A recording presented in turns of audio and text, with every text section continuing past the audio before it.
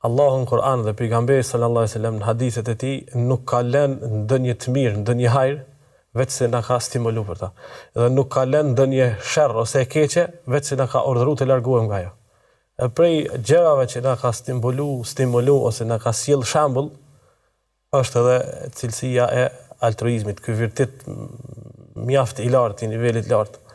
Allahu e ka përmend këtë virtyt në ajetin e 9 të surës Hashr. Thot Allahu walladhina tabawwa'u ad-dara wal imana min qablihim. Dhe ata të cilët i kanë përgatit vendbanimet e tyre më herët, edhe i kanë përgatit vendbanimet e tyre dhe imanin e tyre janë të përgatitur imanisht për nga besimi për pritjen e muhaxherëve. Ndoshta është më mirë për ta kuptuar më drejt këtë ajet me shpjeguar rrethonat në të cilat ka zbrit ky ajet. E kem parasysh hijretin e pejgamberit sallallahu alaihi wasallam, pasi pejgamberi alayhi salatu wasalam ishte përsekutuar, ishte mundu shumë, nuk lihej i qetë ta praktikonte besimin e tij në Mekë, është detyruar me bëj hijret. Kur shkoi të bëj hijret, shkoi në një vend të huaj, sidomos për muhaxherët, ishte vend komplet tjetër për Mekasit. Edhe na e kemi parasysh çdo herë kur emigrant bojnë emigrim për një vendin tjetër, si priten. Çdo herë janë të përsekutuar, shkojnë pa pasuri për shkak se s'kishin mundësi ta marrin pasurinë prej Mekës, Medine.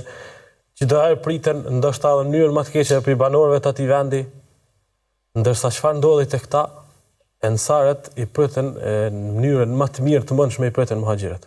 Saqë Allahu i lavdëroi në këtë Kur'an, në këtë ajet. Për atë arsye është mirë me kuptu shkakun e zbritjes të ajeti që me kuptu mirë ajetin. Për ensarët ju dhanë përparësi muhaxherëve dhe i pritën si zotërinë. Ensarët ju dhanë përparësi muhaxherëve në çdo aspekt. Mbresa, shembull është mostër të ndjeket pritja e tyre në çdo aspekt deri në ditën e gjykimit janë shembull. Walladhina tabawwa'u ad-dara wal imana, ata më herët i kanë përgatitur. Hala pa orë këta ishin të përgatitur edhe për nga besimi, ishin të përgatitur edhe për nga vetbanimi çdo gjë. Thot wa yuhibbuna man hajara ilayhim. Allahu thot për ta, ata i dojnë, i dëshirojnë ata që bojnë hijret tek ta. Domethënë, i presin mënyrën më të mirë saqë i dojnë. Edhe këto gëzohen pse po vinë si mysafir. Gëzohen saqë nuk kushtohen. Ka shumë argumente që këtë pjesë e dëshmojnë praktik. Aq shumë janë gëzu saqë kanë garu, cili po merr më shumë muhaxher. Se numri i muhaxherëve ishte më i vogël se sa i ensarëve.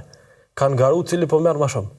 Saqë kanë hedhë shart për me marr muhaxher apo emigrant në shtëpiat e tyre. Kjo në praktike e tregon kuptimin e këtij ajeti.